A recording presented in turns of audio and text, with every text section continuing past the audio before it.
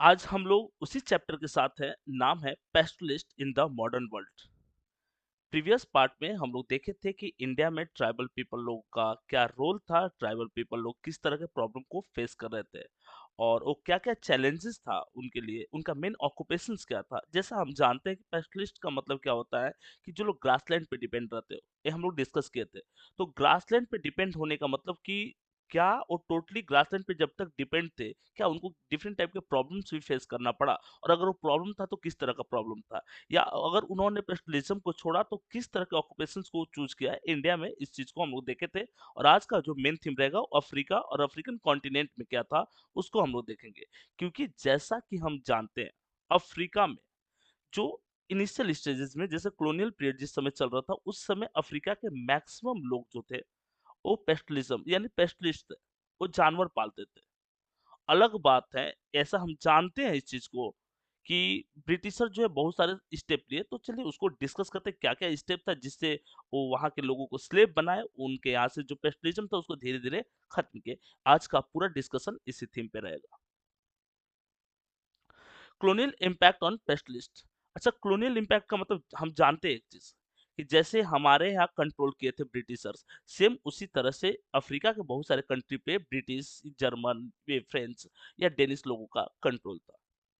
किस लिए कंट्रोल था? क्योंकि अफ्रीका में नेचुरल रिसोर्स काफी ज्यादा था, उन नेचुरल रिसोर्स का वाइडली यूज करने के लिए वो लोग कंट्रोल किए थे। मतलब वो गेस्ट बन के आते थे और वहां पर पूरे, मान लीजिए आप किसी जगह पे गेस्ट बन के गए हो और आप उस पूरे जगह का कंट्रोल अपने पास ले लो, तो ये तो कहीं से सही नहीं है। ब्रिटिशर्स यही काम करते थे और हम लोग इस चीज को देखे भी है। ठीक है, तो चलिए वर्ड बाय वर्ड देखते हैं कि क्या था। British colonial laws such as the waste land rules, forest act, criminal tribes act and grazing tax severely affected pastoralism. देखिए, इस पे हम लोग डिस्कस किए थे कि 1865 में फॉरेस्ट एक्ट आया, 1878 में इसको रिवाइज किया गया, ठीक है, और फिर 1927 में फाइनली आ गया। तो देखिए, तीन जो ईयर दिया हुआ है, ये तीन ईयर में फॉरेस्ट एक्ट आया था। इस फॉरेस्ट एक्ट के अकॉर्डिंग जैसे मान लीजिए कि ये फॉरेस्ट रहा हमारा, ठीक है, अभी इसको थोड़ा सा देख लेते हैं। जैसे मान लीजिए फॉरेस्ट रहा, ठीक है, तो फॉरेस्ट को थ्री पार्ट में, थ्री लेयर में डिवाइड कर दिया गया। थ्री लेयर में जो सबसे डेंस फॉरेस्ट होता था, जिसमें मान लो नंबर ऑफ ट्रीज यहाँ पर जैसे ऐसे कर दो, नंबर ऑफ ट्रीज, ये डॉट जो है वो नंबर ऑफ ट्रीज को शो कर रहा है, तो नंबर ऑफ ट्रीज इसमें ज्यादा है, तो ज्यादा है तो इसको पूरी तरह से बैन कर दिया गया कि इसमें अब किसी की एंट्री नहीं होगी। ठीक है, इसमें उसके कंपेयर में क्या है, नंबर ऑफ ट्री कम है। इसमें देखो, फर्स्ट वाले लेयर के कंपेयर में इसमें क्या, नंबर ऑफ ट्री कम है, तो नंबर ऑफ ट्री कम है तो इसको कॉन्ट्रैक्टर ये सबको अलाउ कर दिया गया, इनसे किसी से हेवी टैक्स लिया जाता था और या कॉन्ट्रैक्ट पे पैसे लिए जाते थे बहुत ज्यादा अमाउंट, और उसके बाद इस पूरे रीजन में आप वुड ये सब कट कर सकते हो। कुछ कुछ छोटे छोटे पैचेज में, जैसे यहाँ पर बड़ा डॉट जो बना रहे हैं, इसमें मान लो ट्राइबल पीपल को रहने दिया जाता था, लेकिन किस शर्त पे रहने दिया जाता था कि आप यहाँ पर रहोगे तो बिना कोई वेजेस का या एकदम से मिनिमम वेजेस पे आप काम करोगे गवर्नमेंट के लिए। तो ये सारे मेजर प्रॉब्लम्स थे। फॉरेस्ट एक्ट क्या था? Reserve and protected forest restricting pastoralist access. Forest act जो था वो रिजर्व और प्रोटेक्ट कर रहा था किस चीज को, फॉरेस्ट को, रिस्ट्रिक्टिंग पेस्टलिस्ट एक्सेस, और एक किस चीज को रिस्ट्रिक्ट कर रहा था, पेस्टिस्ट लोगों को। ठीक है, तो उसको भी हम लोग देखेंगे। वेस्टलैंड रूल्स, वेस्टलैंड रूल्स का मतलब क्या था? जैसे ब्रिटिशर्स जो थे, ठीक है, ब्रिटिशर्स का मानना था, उनके लिए था कि ये जो फॉरेस्ट है वो क्या है, एक वेस्टलैंड है। ये किनका मानना था? ब्रिटिशर्स का मानना था कि फॉरेस्ट वेस्टलैंड है। क्यों वेस्टलैंड है? क्योंकि फॉरेस्ट उनको कोई टैक्स जनरेट नहीं हो पाता था। वो चाहते थे कि ज्यादा से ज्यादा एग्रीकल्चरल लैंड रहे और उस एग्रीकल्चरल लैंड से वो ज्यादा से ज्यादा टैक्स रेज कर पाए, और इस चीज के लिए वो चाहते थे कि जितने भी फॉरेस्ट है उसमें से मैक्सिमम को कल्टिवेटेड लैंड बना दे और फिर हम उससे एग्रीकल्चर जनरेट, उससे हम टैक्स ले। तो waste and converted uncultivated land for agriculture shrinking pasture lands. मानना क्या था उन लोग का? उन लोग का मानना था कि जो वेस्टलैंड है वो क्या है, एग्रीकल्चरली सुटेबल नहीं है। Forest act reserve and protected forest restricting pastoralist access, first और सेकंड लेयर में अगर कोई पेस्टलिस्ट है तो उनकी एंट्री उसमें नहीं दी जाती थी। और अगर मान लो कोई उस रूल को तोड़ने की कोशिश करे, जो ब्रिटिशर्स ने सेट किया, और ब्रिटिशर्स ने क्या सेट किया, ब्रिटिशर्स ने एक रूल सेट किया है कि अगर कोई रिजर्व फॉरेस्ट है या कोई प्रोटेक्टेड फॉरेस्ट है, आप उसमें एंट्री नहीं करोगे। अगर आप उसमें एंट्री कर रहे हो मतलब आपको एक क्रिमिनल की तरह ट्रीट किया जाएगा। ग्रेजिंग टैक्सेस, अगर पहले क्या था, पहले फ्रीली कहीं भी अपने कैटल्स को ग्रेज करा सकते थे, लेकिन अभी क्या था कि अगर आपको किसी पेस्चर लैंड में, किसी ग्रेजिंग लैंड में कैटल को ग्रेज कराना है, तो उसके लिए आपको पार्टिकुलर अमाउंट पे करना पड़ेगा वहाँ की रूलिंग अथॉरिटी को। और ये मेजर प्रॉब्लम था, क्योंकि पेस्टलिज्म में बहुत ज़्यादा इकोनॉमी जनरेट नहीं होता। पहले मतलब टैक्स नहीं लिया जाता था, तब भी इनका लाइफस्टाइल बहुत ज़्यादा इम्प्रूव नहीं था। अब उसी कैटल को चराने के लिए आपसे टैक्स लिया जा रहा है, तो और भी ज़्यादा आपकी इकोनॉमी डैमेज होगी। ये पहला पॉइंट है हमारे पास, ठीक है?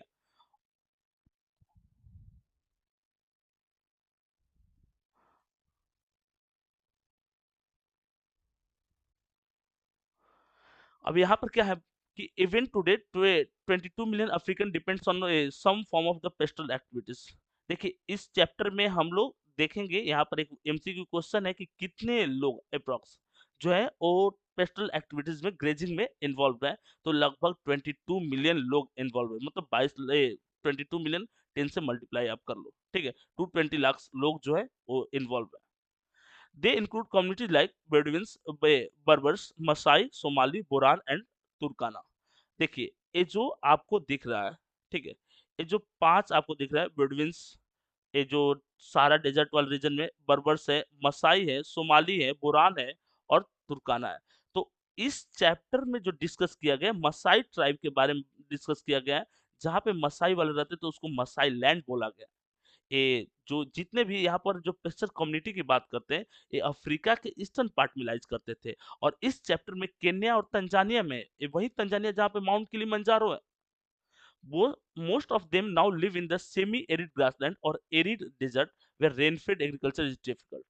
और ये रहते कहाँ थे? ये जो पेस्चर कम्युनिटी है, ट्राइबल लोग जो थे, पेस्टलिज्म में यही सब ज्यादा इन्वॉल्व थे। तो most of them now live in the semi arid grassland. इस सेमी एरिड ग्रासलैंड में रहते थे, जहां पर बहुत ज्यादा बारिश नहीं होती थी। या तो एरिड डेजर्ट में रहे, तो डेजर्ट है या सेमी एरिड रीजन है, तो वहां पर ज्यादा बारिश होगी नहीं। बारिश होगी नहीं तो वाटर स्कार्सिटी रहेगी ही रहेगी। बहुत ज्यादा एग्रीकल्चर आप नहीं कर पाओगे, और बहुत ज्यादा एग्रीकल्चर अगर नहीं कर पा रहे हो, तो ये क्या करते थे? ग्रासलैंड होता था, और ग्रासलैंड पे एग्रीकल्चर करते थे, वे ग्रासलैंड पे वो अपने कैटल्स को रियर करते थे। और बाद में इस पे भी टैक्स इम्पोज कर दिया। तो इस पे टैक्स इम्पोज करने का मतलब कि आप इनको परेशान कर रहे हो। They raise cattle, camels, goat, sheep and donkeys. Question पूछ दे कि किस तरह के एनिमल यहाँ पर पाले जाते थे, तो आप बोलोगे कैटल, कैमल्स, गोट, शिप और डंकीज पाले जाते थे। And they sell milk, meat, animal skins and wool. Maize, rice, potato, ये सब भी उगाया जाता था। फॉरेस्ट का जो एनिमल्स का प्रोडक्ट था, मिल्क है, मीट है, एनिमल स्किन है, वूल है, उसको सेल किया जाता था इस रीजन में। तो कौन से ट्राइब्स की बात की गई इस चैप्टर में? तो इस चैप्टर में मसाई ट्राइब्स की बात की गई है। रहते कहाँ थे? तो अफ्रीका के ईस्टर्न पार्ट में रहते थे। और जोन या क्लाइमेट कैसा था वहां पर? तो एरिड और सेमी एरिड था। वाटर की स्कर्सिटी थी, पानी की कमी थी। रेनफेड क्रॉप्स उगाया जाता था। एग्रीकल्चर और मतलब ऐसे क्रॉप्स जिसमें कम वाटर की रिक्वायरमेंट हो। और एनिमल कौन से थे? कैटल्स थे, कैमल्स थे, गोट्स थे, शिप थे, डंकीज था। और ये मिल्क, मीट, एनिमल स्किन, ये सब सेल करते थे। ये बात आप माइंड में रखोगे, ठीक है?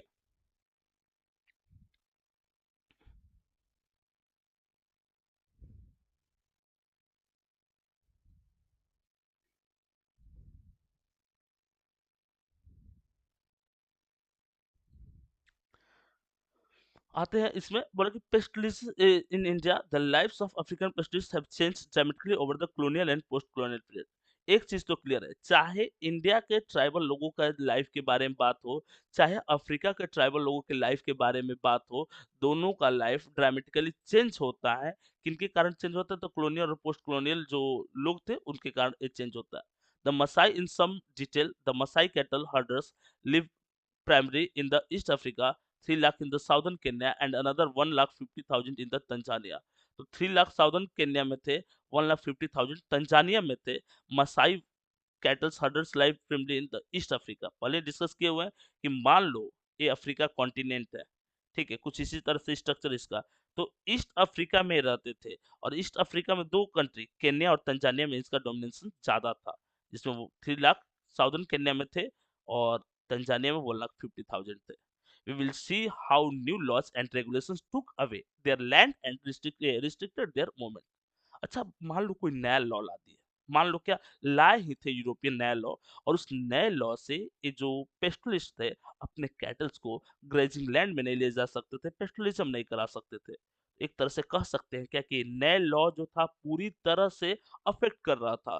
किनको अफेक्ट कर रहा था? जो पेस्टलिस्ट कम्युनिटी थी उनको अफेक्ट कर रहा था, और ये प्रॉब्लम क्रिएट कर रहा था।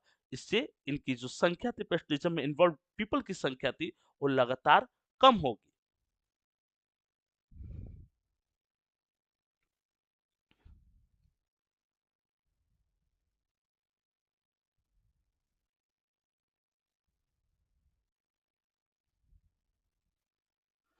Where have the grazing lands gone? पूछ रहा है कि ये जो ग्रेजिंग लैंड थे, पेस्टलिस्ट लैंड थे, वो कहाँ चला गया? चला कहीं नहीं गया, उस पे डिफरेंट एक्टिविटीज होने लगी, एग्रीकल्चर उस पे होने लगा, कंस्ट्रक्शन एक्टिविटी होने लगी। पेस्टलिज्म नहीं होती थी क्योंकि पेस्टलिज्म को यूरोपियन जो कंट्रीज थे जो कंट्रोल करके वहां पर रखे हुए थे, जैसे केन्या में ब्रिटिशर्स थे, तंजानिया में जर्मन्स थे, ये लोग जो कंट्रोल करके रखे हुए थे, ये उस स्पेशल लैंड पे टैक्स नहीं ले पा रहे थे, और टैक्स नहीं ले पाने के कारण उन्होंने उसको कल्टीवेबल लैंड, मतलब कल्टीवेटेड लैंड के रूप में कन्वर्ट किया, ताकि उस पे टैक्स रेज कर सके। जो कॉलोनियल गवर्नमेंट थी उसके अकॉर्डिंग फॉरेस्ट हो चाहे पेस्टल लैंड हो, वो अनइकोनॉमिकल होता है, अनप्रोडक्टिव होता है, तो उसको कल्टीवेटेड लैंड बनाएंगे तो उससे टैक्स लेंगे। तो सिंपल सी बात कि वो लैंड वहीं पर था, उसका फॉर्म चेंज हो गया था, उस पर डिफरेंट इकोनॉमिक एक्टिविटीज हो रही थी। One of the problems that Maasai have faced is the continuous loss of their grazing lands before colonial times. Colonial time period में इनका ग्रेजिंग लैंड लगातार कम होते रहा, क्योंकि उसको कल्टीवेबल लैंड्स के रूप में, कल्टीवेटेड लैंड्स के रूप में कन्वर्ट किया गया कॉलोनियल गवर्नमेंट के थ्रू, ताकि उस पर टैक्स ले सके। Masai land stretched over a vast area from the North Kenya to the east tips of the northern Tanzania. North Kenya जैसे ऐसे कुछ बालक, ऐसे कुछ रीजन्स डेवलप हो जाते थे, इधर देख लोगे, जैसे मान लो एक आपका अफ्रीका वाला पार्ट, तो एक केन्या और तंजानिया, इन दोनों पार्ट में ये जो है एक कॉमन पार्ट यहाँ पर लाइज करता था, एक पेसर लैंड। ठीक है। European imperial powers scrambled for territorial positions in Africa. अच्छा, यूरोपियन इंपीरियल पावर, क्या यूरोप के कंट्री वाले अफ्रीका आए थे? बहुत सारे कंट्री आए थे। एग्जाम्पल आपको स्टार्टिंग में दिए हुए हैं, जिसमें ब्रिटेन था, फ्रांस था, जर्मनी था, डेनमार्क वाले थे, पोर्टुगीज थे, स्पेनिश थे, लगभग सब आए थे। सब ने अपना अपना जगह देख करके वो अपना वो क्या बुढ़िया बिस्तर डाल देना बोलते हैं, वो कर चुके थे।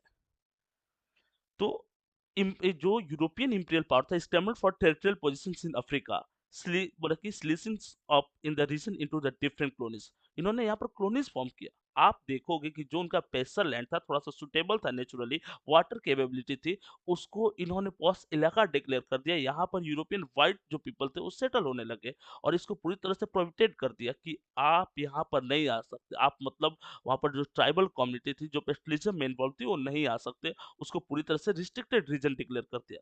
घर मेरा, जगह मेरा, आकर कोई और कब्जा कर ले और बोले कि आप इधर नहीं आ सकते, ये कहीं से सही नहीं। ठीक है। In 1885, Masai land was cut into the half with an international boundary between the British Kenya and German Tanzania. आपको पहले ही बोले थे, केन्या पे ब्रिटिश ब्रिटेन वालों का कंट्रोल, तंजानिया पे जर्मन वालों का control.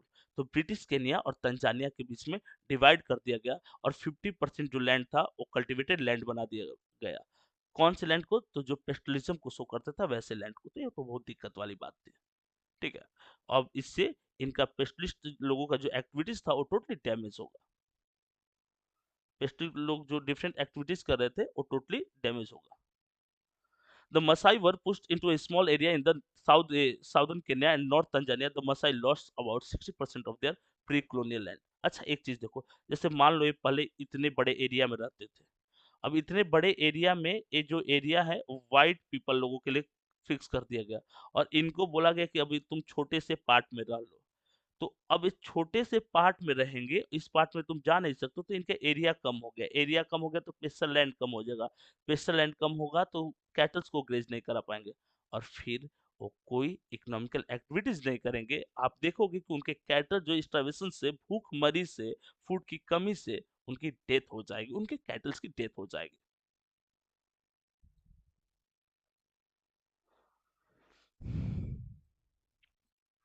They were confined to an arid zone with the uncertain rainfall and poor pastures.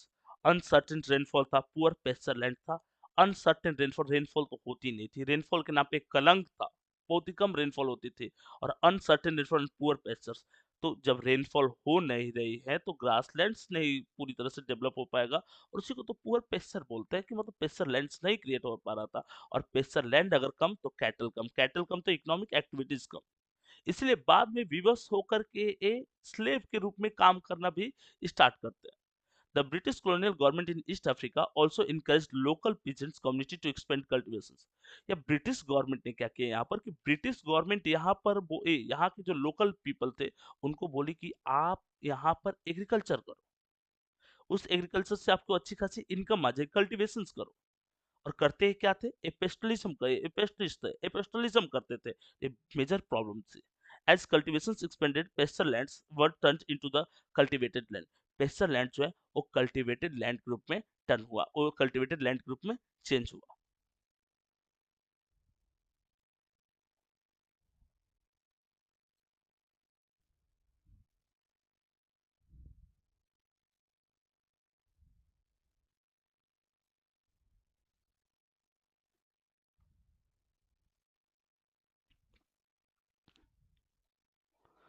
But a large area of grazing land were also turned into the game reserves like the Masai Mara and Samburu National Park in Kenya and बल्कि Serengeti park in Tanzania. याद रखोगे आप इस बात को, कि जो उनका पेस्चर लैंड था उसको कन्वर्ट करके नेशनल पार्क बना दिया गया। और आपको पता है कि नेशनल पार्क में वहाँ के लोकल कम्युनिटी को भी इंटर नहीं करने दिया जाता है। क्वेश्चन क्या पूछेगा कि वो कौन से दो नेशनल पार्क बने थे, तो द मसाई मारा। देखो मसाई का मतलब होता है माँ साई, और माँ, देखो माँ, यहाँ पर माँ का मतलब अफ्रीका में माई है, ठीक है। और यहाँ पर साई का मतलब क्या है, साई का मतलब पीपल है। तो माई पीपल इसका मतलब होता है, मसाई मतलब माई पीपल, याद रखोगी इस बात को। The Maasai Mara and Samburu National Park in Kenya and Serengeti National Park in Tanzania. तो तंजानिया पे कौन कंट्रोल, जर्मनी का कंट्रोल। और मसाई मारा और संबुरु नेशनल पार्क को कहाँ पर, केन्या में। Specialists were not allowed to enter these reserves। ए यहाँ पर इंटर नहीं कर सकते, they could neither hunt animals nor graze their herds in this areas. नहीं वो एनिमल का हंटिंग कर सकते थे, नहीं वो किसी जानवर ये सब को वो क्या कर सकते थे, ग्रेज करा सकते थे। The Serengeti national park for instance was created over 14,760 kilometre of Maasai grazing lands. Serengeti national park जो है वो इतना स्क्वायर किलोमीटर में टोटल ये क्या था, डेवलप था। तो इससे क्या हुआ, इससे इनका पेशा, जैसे मान लो एक बड़ा सा इनके पास पेशल लैंड था, इतना में आपने नेशनल पार्क बना दिया, तो फिर तो इनका पेशल लैंड कम हुआ। हर चीज को कन्वर्ट, मतलब इनके लैंड को क्लियर करके कन्वर्ट करके पेशल लैंड बनाया जा रहा था। तो पेशल लैंड बनाओगे तो इनको इनकी खुद की जो पेशल और उससे रिलेटेड एक्टिविटीज थे वो डैमेज हो रही थी।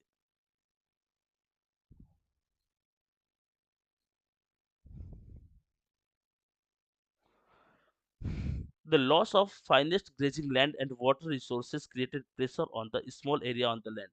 मतलब क्या क्या कम हो रहा था बाल, फाइनेस्ट ग्रेजिंग लैंड्स कम हो रहा था, वाटर रिसोर्सेज कम हो रहे थे, और इससे छोटे छोटे एरिया पे ज्यादा प्रेशर आ रहा था। The Masai were confined within the continuous grazing. और मसाई वाले क्या थे, कंटिन्यूअस ग्रेजिंग कर रहे थे, लगातार जो थे वो ग्रेजिंग कराते थे अपने जानवरों को। बाद में चल करके ये जो इनकी जानवरों की जो संख्या थी वो कंटिन्यू क्या हुई, कम हुई, ग्रेजिंग लैंड जो हुआ वो कम हुआ।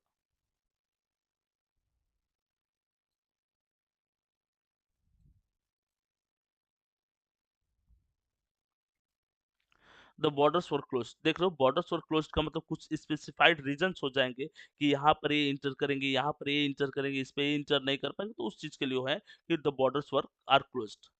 African pastoralist could move over vast area in search of pasture. African pastoralist जो है वास्ट एरिया में बहुत ज्यादा जगहों पे घूमे, क्यों घूमे, पेस्चर के खोज में। पेस्चर मतलब वो ग्रासलैंड के खोज में। When the pasture were exhausted in one place they move to a different area to graze their cattles. अगर एक जगह पेस्चर खत्म हो जाता था वो दूसरे जगह चले जाते थे ताकि वो अपने कैटल को चरा सके। The Masai other pastoral groups were also forced to live within the confines of special reserves। और ये क्या थे, the Maasai other pastoral groups were also forced to live within the confines of special reserves. और वहाँ पर special reserves ये सबको कॉन्फाइंस करते थे। The boundaries of this reserves became the limits with in which they could now move. और ये क्या, इनका बाउंड्री लिमिट था। अब देखो यहाँ पर जैसे मान लो ये इनका बड़ा सा रीजन हो गया, इतना में आपको बोले कि इतना में अब ब्रिटिशर्स रहेंगे, ठीक है, ब्रिटिशर्स रहे। तो ब्रिटिशर्स अगर यहाँ पर रहे तो इनका एरिया कम हो गया, ठीक है? और अगर मान लो कि एक बड़ा-सा रीजन हो गया, ठीक है? और इस पूरे रीजन में, ठीक है?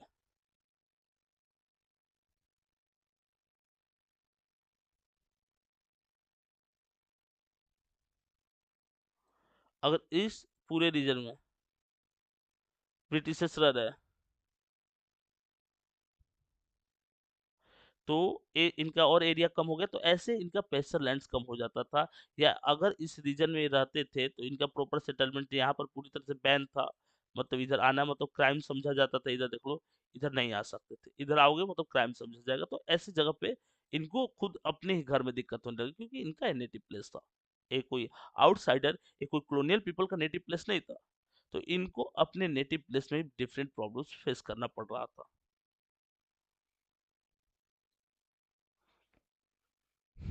पेस्टिस्ट were also not allowed to enter the market in white areas. Pastoralist लोगों को अलाउ नहीं था कि वाइट लोगों के मार्केट में इंटर कर जाए। इनफीरियर इनको ट्रीट करते थे। इनको लगता था कि पेस्टिस्ट लोगों को राइट नहीं होना चाहिए। In many regions they were prohibited from the participating in any form of trade. कहीं कहीं क्या कहता, बहुत सारी जगहों पे प्रोहिबिटेड कर दिया गया था, मना कर दिया गया था कि आप किसी तरह के व्यापार ट्रेड वाली एक्टिविटीज में इन्वॉल्व नहीं हो। Cutting off all links was, however, never really possible because white colonists had to depend on black labor to bore mines and build roads and towns. अच्छा, मान लो हम पूरी तरह से सेपरेट करते कि ब्लैक लोग अलग रहेंगे, व्हाइट लोग अलग रहेंगे, नहीं पॉसिबल था। लेबर के रूप में आपको उन्हीं पे डिपेंड होना पड़ता था, माइनिंग के लिए, रोड बनाने के लिए, टाउन्स के लिए, इन सब चीजों के लिए डिपेंड होना पड़ता था उन पे। He knew territorial boundaries and restrictions imposed on them suddenly changed the lives of pestilist. Suddenly क्या हुआ, लाइफ इनका चेंज हो गया, किनका? पेस्टलिस्ट का। ये लोग अपना नेटिव वर्क छोड़ करके डिफरेंट वर्क में भी इन्वॉल्व हुए, पेस्टलिस्ट वाले, ठीक है? इनका नेटिव वर्क क्या था? पेस्टलिज्म करना, जानवरों को पालना, उनको चराना, ये इनका मेन वर्क था। बाद में चल करके ये अपना मेन वर्क भी छोड़ते हैं। Droughts affect the life of pests everywhere. When rain fell and pests are dry, rainfall होगा नहीं, ग्रास सूख जाएंगे, cattle likely to stop unless they can be move to areas where वर्गी फॉरेस्ट इज अवेलेबल। जहाँ पे छोटे छोटे मुलायम grass available है, वहां तो एक जगह मान लीजिए ग्रास खत्म हो गया, पेस्चर लैंड बर्बाद हो गया, तो दूसरी जगह मूव कर जाते थे। बट इस रूल के आने के बाद वो कहीं मूव नहीं कर पा रहे थे, बड़ा मेजर प्रॉब्लम था। कि एक कॉन्फाइंड एरिया हो गया कि यहाँ पर आउटसाइडर्स रहेंगे, कॉलोनियल लोग रहेंगे, उस रीजन में आप जा नहीं सकते, तो इनका जो दायरा सीमित होते गया। और इस दायरा के सीमित हो जाने से इनके कैटल्स मरने लगे, क्योंकि स्टार्वेशन, भूखमरी हो गई, ग्रास है नहीं, दूसरी जगह जा नहीं सकते, इनके कैटल लार्ज स्केल में मरने लगे। To administer the affairs of the Maasai, the British introduced a series of measures that had important implications. The chief appointed by the colonial government often accumulated wealth over time. जैसे chief जो appoint होते थे वो colonial government के according appoint होते थे। इसमें यहाँ के लोकल लोगों की कोई इन्वॉल्वमेंट नहीं थी। They had a regular income with which they could by animals, goods and land. और उनको रेगुलर इनकम हो रहा था, एनिमल को परचेज करके, गुड्स को परचेज करके, या लैंड्स, ये सब से उनको कंटिन्यू इनकम हो रहा था। तो इस तरह के सिस्टम्स डेवलप होने से प्रॉब्लम हो रही थी पेस्टल लैंड वाले पे। Pastel communities in different part of the world are affected in variety of different ways by changes the modern world. अपने अलग अलग कार्यों से एक आधुनिक दुनिया को चेंज कर रहे थे। New laws and new borders affect the partner patterns of their movement with increasing restrictions on their mobility. Pests find it difficult to move in the search of passage. अगर आप इनकी मोबिलिटी को रोक दोगे तो इनको प्रॉपरली ये move ही नहीं कर पाएंगे। जैसे आप एक कॉन्फाइंड एरिया कर दिए, ग्रेजिंग लैंड खत्म हो गया, तो दूसरी जगह नहीं मूव कर पा रहे थे, प्रॉब्लम हो रही थी उनको, और उसका इम्पैक्ट उनकी लाइफ दिख रहा था, इकोनॉमी जनरेट नहीं कर पा रहे थे, उनके कैटल मर रहे थे।